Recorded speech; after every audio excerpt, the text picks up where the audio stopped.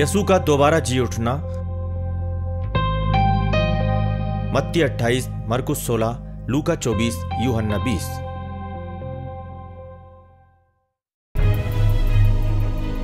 यकायक जबरदस्त जलजला आया।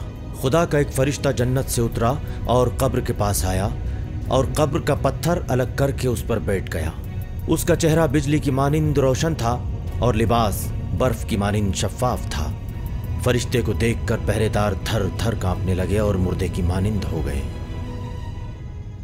सब्त के दिन मरियम मगदलिनी, याकूब की मां मरियम और शलोमी ने खुशबूदार सैयाल खरीदा ताकि जाकर यसू के जिस्म पर मलें। लेकिन जब उन्होंने आंखें ऊपर उठाकर देखा तो मालूम हुआ कि वो पत्थर जो बहुत बड़ा था एक जानिब पड़ा है। जब वो कब्र के अंदर गईं तो ये देखकर हैरान रह गईं कि एक नौजवान लंबा सफेद लिबास पहने हुए दाईं जानिब बैठा हुआ है।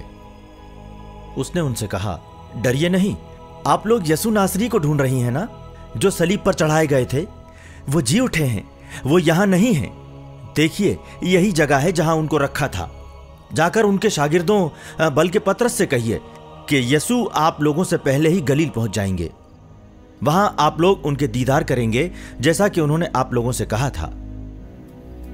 कब्र से लौटकर मरियम मगदलिनी, यौअन्ना और याकूब की मां मरियम ने ये सब 11 और दूसरे शागिर्दों को भी बताया। और जो दीगर औरतें उनके साथ थीं उन्होंने भी रसूलों से यही कहा, लेकिन उन्होंने उन सब बातों को बेवकूफ़ी समझा और औरतों की बात पर यकीन नहीं किया।